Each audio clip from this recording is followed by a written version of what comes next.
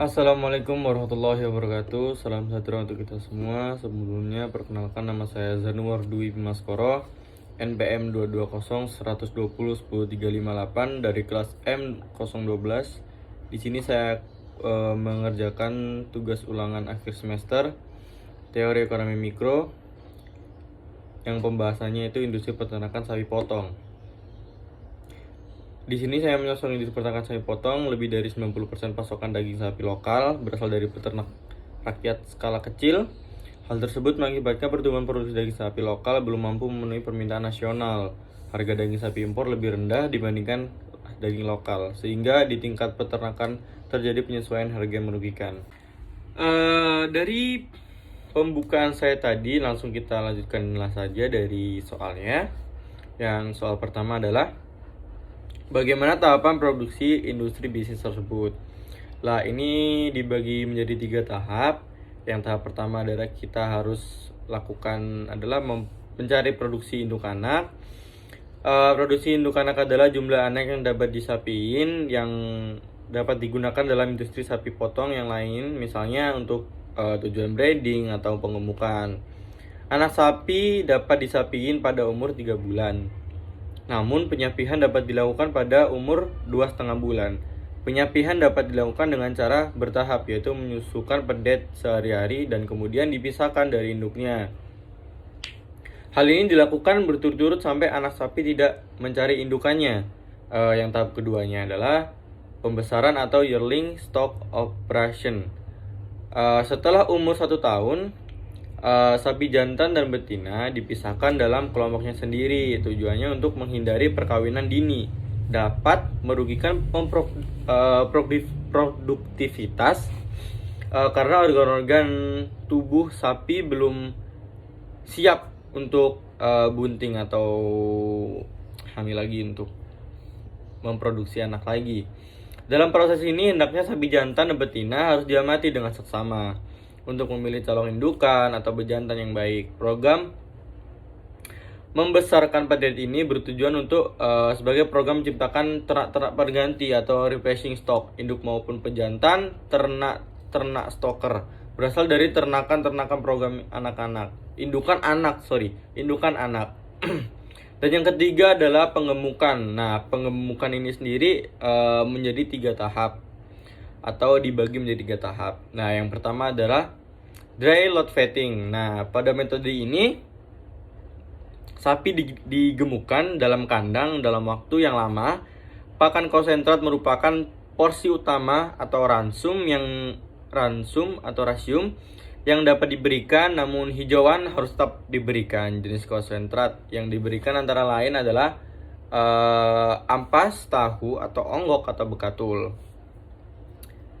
Dan tahap yang kedua adalah pasture fatting. Nah, pada metode ini sapi dipelihara di padang penggembalaan sepanjang hari.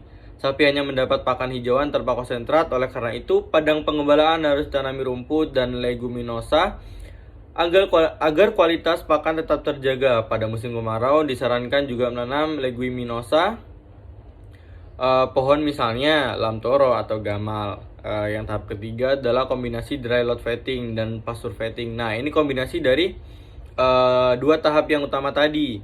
Metode ini dapat dilakukan dari 2 cara, yaitu pertama, pada musim penghujan, di saat hijauan berlimpah, sapi digembalakan di padang, sementara musim kemarau sapi dikandangkan.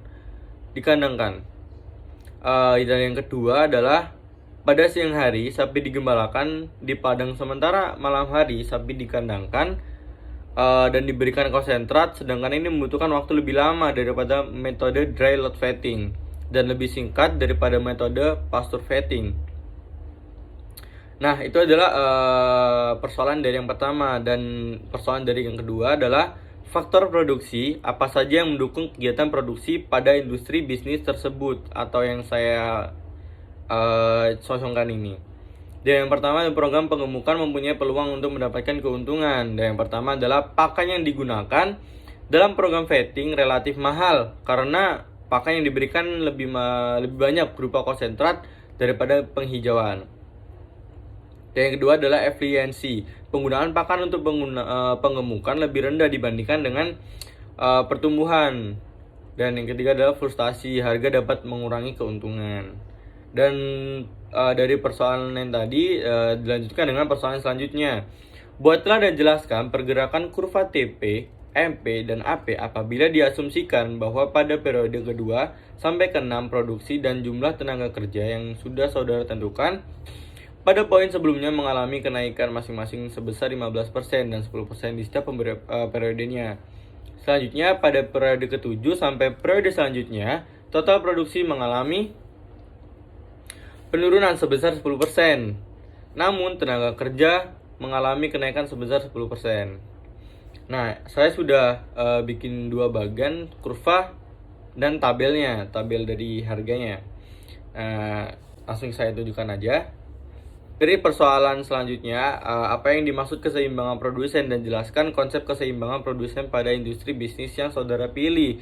Pada sektor peternakan, sapi akan mengontrol kondisi keseimbangan produsen dengan mengontrol produksi produknya untuk mencapai kondisi pendapatan, keuntungan yang diterima sudah sesuai dengan keuntungan yang diinginkan dan sebanding dengan biaya yang dikeluarkan oleh perusahaan tersebut atau perusahaan peternakan sapi potong tersebut. Dari persoalan selanjutnya adalah setiap industri bisnis pasti memiliki biaya produksi termasuk industri bisnis yang saudara pilih.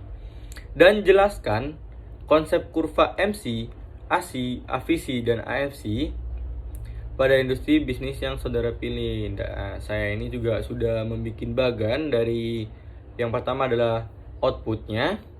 Habis itu adalah ada TFC-nya, ada TVC-nya, ada TC, ada AFC, AVC, sama AC dan MC yang soal yang tertera tadi. Dan saya juga sudah membuat kurvanya juga dari kurva TVC, TFC, TC, AFC, AVC, AC sama MC. Nah, saya langsung perjelas saja ya, ini bagannya di atas ini nanti.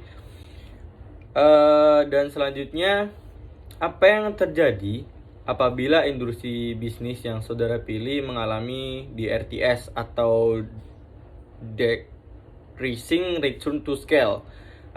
Resiko yang merupakan adanya sesuatu yang berdampak buruk ya bagi pribadi maupun perusahaan.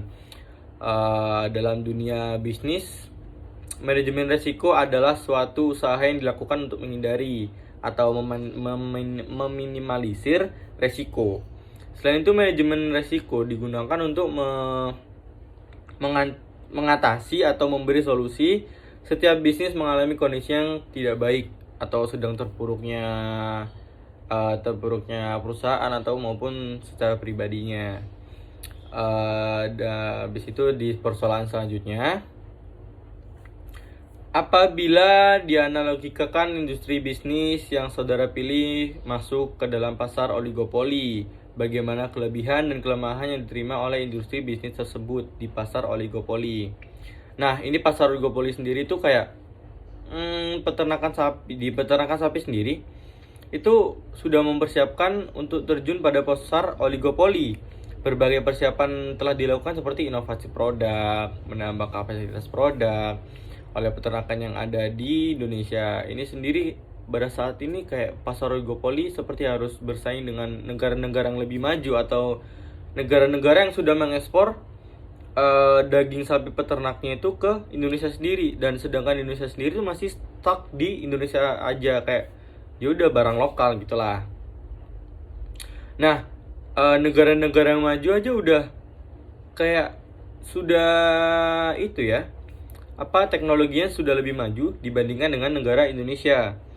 Nah, mengekspor produk yang di Indonesia kayak harganya lebih relatif murah dibandingkan dengan harga asli Indonesia. Kayak negara-negara yang sudah mengekspor dagingnya ke Indonesia itu berani memasok harga yang lebih rendah dibandingkan dengan harga daging lokal begitu. Dan modal besar untuk memarketing dan lain-lainnya itu cukup susah juga dibandingkan negara-negara yang lebih maju dan dengan teknologinya lagi yang lebih maju juga. Namun peternakan Indonesia tetap yakin ya dengan produk yang berkualitas dan mampu bersaing dengan negara-negara luar yang bisa dibilang teknologinya lebih berkembang. Dan saya ngomong lagi, teknologinya lebih berkembang dan lebih maju dibandingkan dengan negara Indonesia tersendiri begitu. Nah, sekian tugas dari saya dan presentasi saya dari teori yang saya bawa, yaitu perusahaan peternakan sapi potong. Dan cukup selesai presentasi saya dari sini. Terima kasih sebelumnya jika ada salah-salah kata, dan terima kasih. Wassalamualaikum warahmatullahi wabarakatuh.